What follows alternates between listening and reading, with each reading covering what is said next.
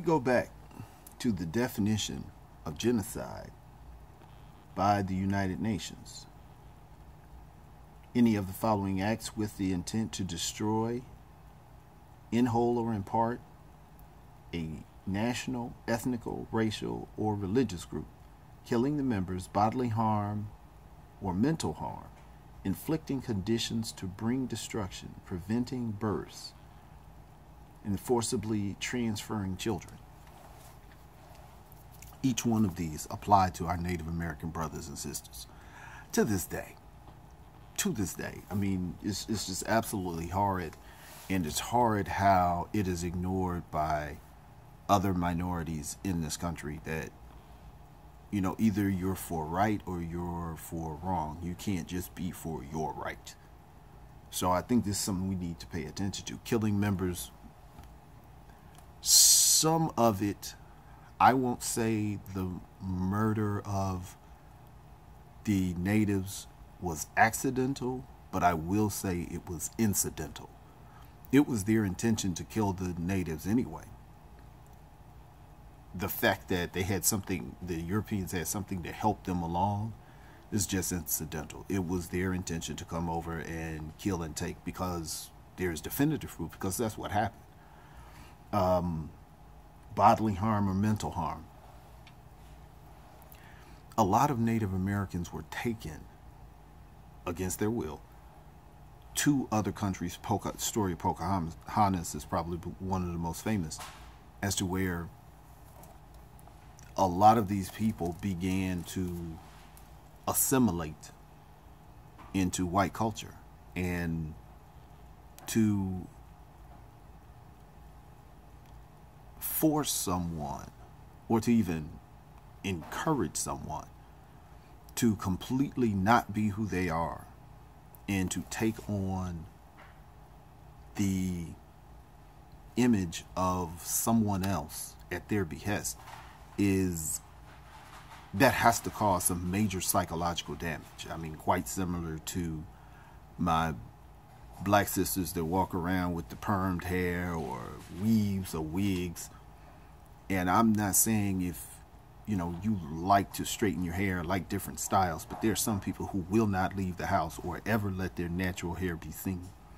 That's an illness that someone is taught, that you have to be like this group of person that you're not like, and you will never be like, and you never will look like. That's a sign of mental harm, as to where assimilation is sit next to death. So people are choosing assimilation. So we are consistent with the United Nations genocide definition. Inflicting conditions to bring destruction.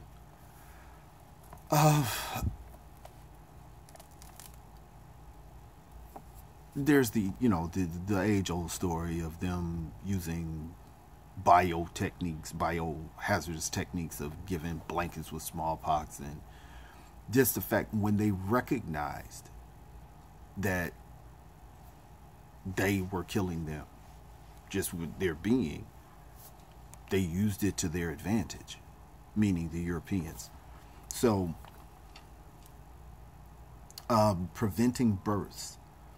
Now, there's not a lot of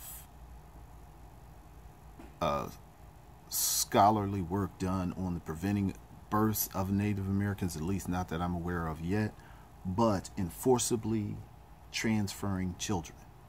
Now, forcibly transferring children, that was almost something exclusive to the Native American, and that was how it was done.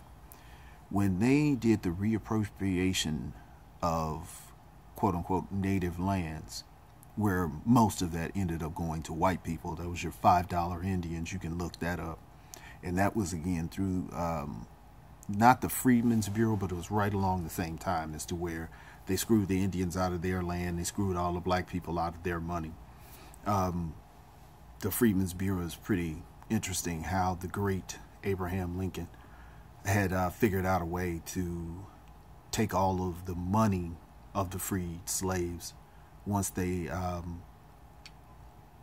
didn't have education, they didn't have a sense of self-reliance, but they understood that it took money to make it in the world. So the newly emancipated Africans and American blacks had stowed $1 or $2 away, and the president was good enough to realize that if 4 million people had had at least $1, and it was 4 million freed slaves, if he could convince them to put it all in one place, that would be $4 million, which, man, I think that was like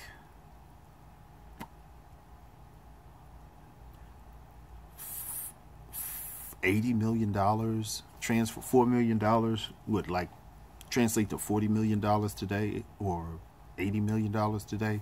I actually have the translation in my book. I have to look it up, but it was quite a bit of money. And they ended up, of course, whites had to control it, just like the whites had to control the appropriation of native lands. And that was something, to go back to Malcolm X, he had said, anytime white people are in charge of doing something for someone else, it's probably not sincere. Because if you really want to help black people, why don't you let black people do it? If you're going to empower an organization to help a particular group of people, why do you have to be out front? Why do you have to be in charge of it? And consistent with what he said, the Freedmen's Bureau invested the money recklessly into the railroads, and the railroads went under. Thank you to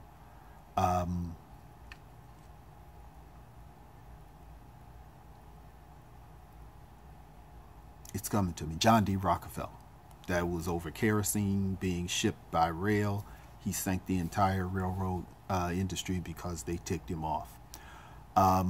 The land appropriation was done by a council that was led, of course, by white people. Now, again, the person who was running it was probably a good white person, but it was only so much they would allow that man to do, which I have his name in my book, and as we get into that really deeply, we'll cover that. But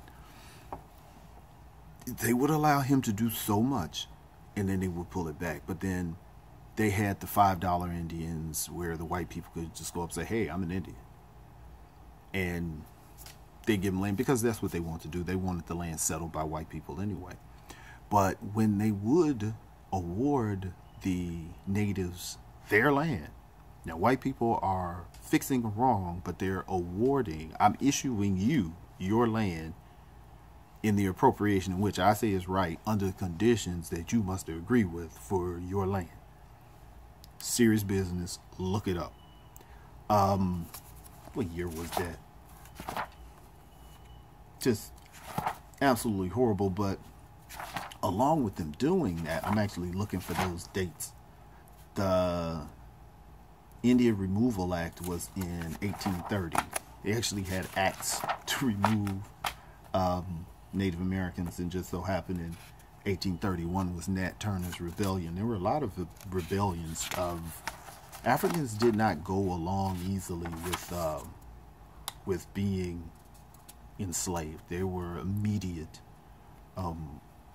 uprisings, and the annexation of Texas in 1845 begins our genocide and Holocaust of our Mexican brothers and sisters. But when part of you getting your land back as a native, you had to assimilate to white culture and not use any of your native culture. Plus, you had to send your children away to a school to be Americanized or assimilated. And in there, if they spoke their native tongue, they were beaten. A lot of those kids ran away. They were mistreated. I actually got to study this at a few Indian reservations in and around the northern Nevada area. and it was very eye-opening. So the removal of children is another one of the main points in the genocide definition of the United Nations. Yet we have these qualifications, and we're going to get to the Mexicans next, because again, all of this is part of our lore, part of our establishment of our country, and these things are still going on. You know, we still have the pipeline. We still have blacks in chains. It's just called mass incarceration now. We still have Mexicans trying to get back to the land that was taken from them. And that's the whole crimmigration thing. As to where they're locking up, as a sect of mass incarceration, they're locking up the immigrants to make money off of them being locked up, because somebody got to feed them, somebody got to house them, somebody has to this, somebody has to that. So they're making sure that they're staying in there. So, you know, we'll kind of bring up to date, you know, with the pipeline and all those things that are going on with our native brothers and sisters. Our Aborigine just got completely forgotten. Just nobody cares. That's part of black folk. Don't nobody care. And our Mexican brothers and sisters, we need to get that groundwork established, and then we can actually talk about where we're sitting today with this genocide that is still going on.